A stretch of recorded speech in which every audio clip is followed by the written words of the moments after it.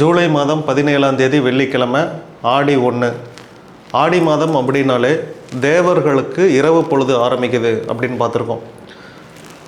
தேவர்களுக்கு நம்மளுடைய 6 மாத காலம் பகல், நம்மளுடைய 6 மாத காலம் இரவு.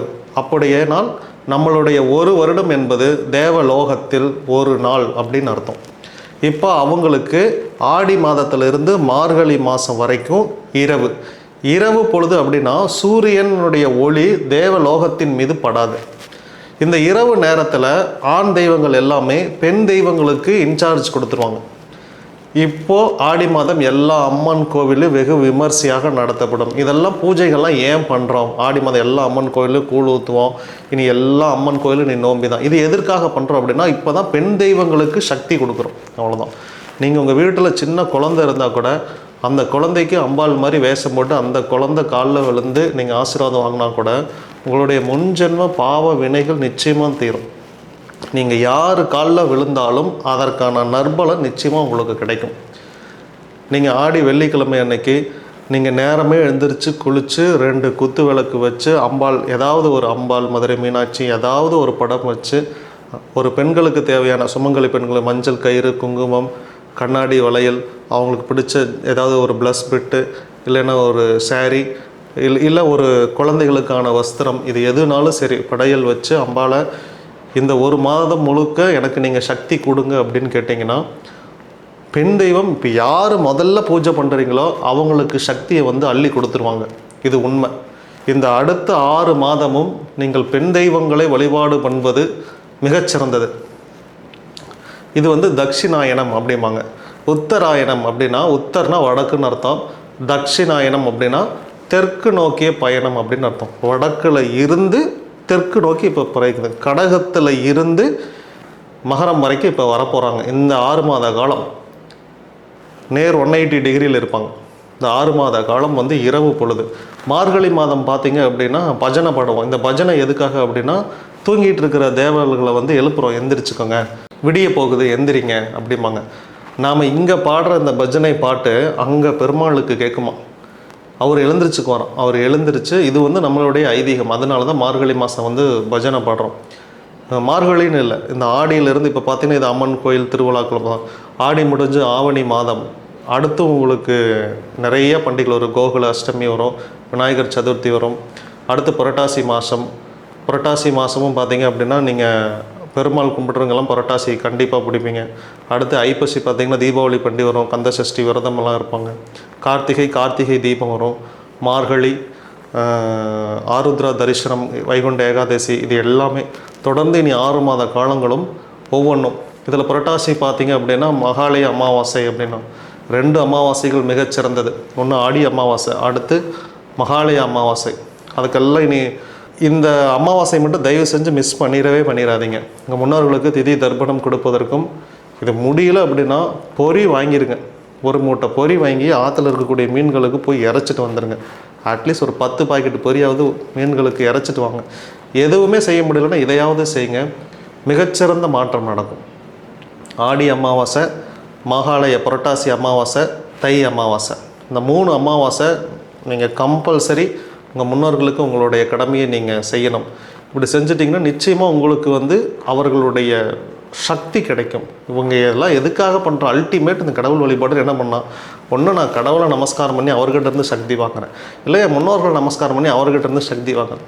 எதுக்காக இந்த சக்தி வாங்குறேன் அப்படின்னு கேட்டிங்கன்னா, என்னுடைய சக்தி பத்தலை, என்னால் போராட முடியல, நான் ரொம்ப டயர்டாகிறேன், எனக்கு யாராவது பூஸ்ட்டு கொடுத்தாங்கன்னா பரவாயில்லன்னு நினைக்கிறேன். அந்த பூஸ்ட்டை தான் இவங்ககிட்ட இருந்து வாங்குறேன்.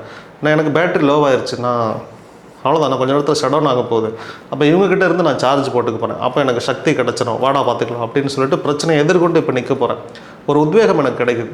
உங்களை காப்பாற்றுறதுக்கு ஒரு ஆள் இருக்குதுன்னு உங்களுக்கு தெரிஞ்சிட்டாலே உங்களுக்கு ஒரு தைரியம் வந்துடும். அப்பாடி, ஒரு நல்ல டாக்டர்கிட்ட நான் ஒரு அப்பாயின்மெண்ட் ஒரு தடவை கேட்டுட்டு இருந்தேன்.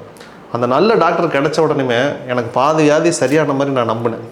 அப்பாடி, இவர்கிட்ட அப்பாயின்மெண்ட் கிடச்சிட்ட போது என்னை காப்பாற்றிடுவார் அப்படிங்கிறது தான் என் நோக்கமாகவே இருந்துச்சு. கிடச்சிச்சு, என்னை காப்பாற்றிட்டார், அவ்வளோதான். என் நம்பிக்கை தான், வேறு யாருக்கிட்டையுமே அந்த நம்பிக்கை எனக்கு வரல. அப்படி அந்த நம்பிக்கை உங்களுக்கு நிச்சயமாக கிடைக்கும்.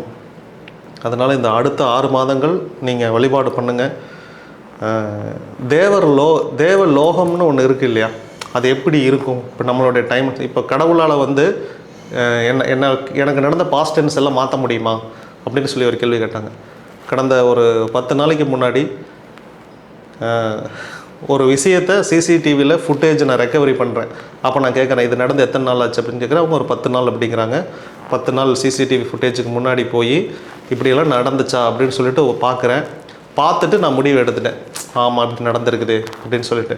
அப்போ நானே என்ன நினைக்கிறேன்னா, ஒரு மனுஷன் 10 நாளைக்கு முன்னாடி என்ன நடந்ததுன்னு ஈச் பை செகண்ட் என்னால் பார்க்க முடியுது. எத்தனை மணிக்கு? 11 மணிக்கு கொண்டு வந்து வச்சா அங்கே 11 மணிக்கு என்னெல்லாம் நடந்துச்சோ அதை அப்படியுமே ரெக்கார்ட் பண்ணி பார்த்தா ஒரு மனுஷன் நான் ஸ்டோரேஜ் வச்சுருக்கேன். கரெக்டாக டைம் சொல்லு அப்படின்னா 10:54னா 10:54, அதில் 30வது செகண்டு ஒரு மனுஷன் என்னாலே இவ்வளோ 10 நாளைக்கு முன்னாடி என்ன நடந்துச்சுங்கிறத கலர் பிரிண்ட்டில் போட்டு பார்க்க முடியுது அப்படின்னா கடவுளுக்குலாம் இது எவ்வளோ ஈஸியான செயல். 40 வருஷத்துக்கு முன்னாடி 400 வருஷத்துக்கு முன்னாடி இருக்கிற டேட்டாவெல்லாம் அவரோட எஸ்டி கார்டில் வச்சுருப்பாருன்னு நினைக்கிறேன். அந்த அளவுக்கு இதெல்லாம் ரொம்ப சாதனம். இதெல்லாம் வர்றதுக்கு முன்னாடி இதெல்லாம் எப்படி கடவுளுக்கு தெரியும்? என்னுடைய பாஸ்டன்ஸ் எப்படி கடவுளால் மாற்ற முடியும்? இப்படியெல்லாம் நான் நினச்சிட்டே இருந்தேன். பின்னாடி ஆன்மீகத்தை கற்றுக்கொள்ள ஆமாம் இது எல்லாமே சாத்தியம் அப்படின்னு புரியுது. ஏன்னா இவருடைய தவ வலிமை தான் இன்றைக்கி எல்லாருமே நல்லாயிருக்கும். நான் நல்லா இருக்கேன், இன்றைக்கி ஒரு கூட்ட மக்கள் நல்லா இருக்காங்க அப்படின்னா இவருடைய முழு தவ வலிமை. இவர் எனக்கு சார்ஜ் பண்ணார், நான் மொத்த மக்களுக்கும் சார்ஜ் பண்ணுறேன். இவ்வளோதான் இங்கே நடக்குது. இது இவங்களுக்கு இந்த வாழ்க்கையை மாற்றினா தான் உங்களுக்கு மாற்றம் நடக்கும். அந்த வாழ்க்கையை மாற்றணும்னா இங்கே கர்மா மாற்றம் நடக்கணும். அந்த கர்மா மாற்றத்துக்கு இங்கே ஒரு தவ வலிமை வேணும். அந்த தவ வலிமை இங்கே கோவிலுக்கு வந்தால் நல்லது நடக்குமா அப்படின்னு கேட்டால், கோவிலுக்கு வந்து இங்கே கர்மா மாற்றம் நடந்தால் நல்லது நடக்கும்.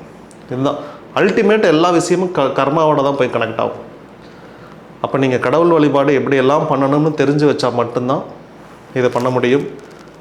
17/7/2026 ஜூலை மாதம் வெள்ளிக்கிழமை ஆடி 1. தயவு செஞ்சு இதை மிஸ் பண்ணிட வேண்டாம். இந்த ஆடி மாதத்தை முழுமையாக பெண் தெய்வங்களுக்கு அர்ப்பணை பண்ணுங்கள். நம்ம கோவில்லையுமே அம்பாள் வச்சுருக்கோம். அம்பாளுக்கு நீங்கள் பாலபிஷேகம் பண்ணலாம். அம்பாளுக்கு நீங்கள் வஸ்திரம் வாங்கி கொடுக்கலாம். கண்ணாடி வளையல். உங்களுக்கு திருமணம் ஆகாமல் இருக்குது அப்படின்னா நீங்கள் மஞ்சள் குங்குமம் வாங்கி கொடுக்கலாம். வளகாப்பு உங்களுக்கு குழந்தை பாக்கியம் வேணும்னாலும் நீங்கள் கண்ணாடி வளையல் வாங்கி நீங்கள் வைக்கலாம். அந்த கண்ணாடி வளையலை மற்ற பெண்கள் போடும்போதும் நீங்கள் சீக்கிரம் உங்கள் கையில் கண்ணாடி வளையல் போடக்கூடிய பாக்கியம் உங்களுக்கு கிடைக்கும். இதெல்லாம் பரிகாரம். இதெல்லாம் அம்பாளுக்கு செய்யுங்க. தேங்காய் உடைக்கலாம். 108 தேங்காயை நீங்கள் அம்பாளுக்கு உடைக்கலாம். தேங்காய் உடைக்கிறத பார்க்குறதே ரொம்ப நல்லது அப்படிம்பாங்க. என்னோட முன்னோர்கள் இப்படி சொல்லி கொடுத்தாங்க. தேங்காய் உடைச்சா கோவிலில் அதை பார்க்கணும் அப்படிம்பாங்க. ஏன்னா அது ஒரு சக்தி வெளிப்படும். பிக் பேங் தியரி நம்ம சொல்கிறோம் இல்லையா, அந்த மாதிரி ஒரு சக்தி தேங்காய் உடைச்சா வெளிப்படுமா. அதனால் அதை நீங்கள் பார்க்கணும் அப்படிம்பாங்க. நீங்கள் 108 தேங்காயை உடைக்கலாம், மிகுந்த சக்தி கிடைக்கும். இதெல்லாம் பண்ணி பாருங்கள். கிளைக்கு சிந்த நமோ நம.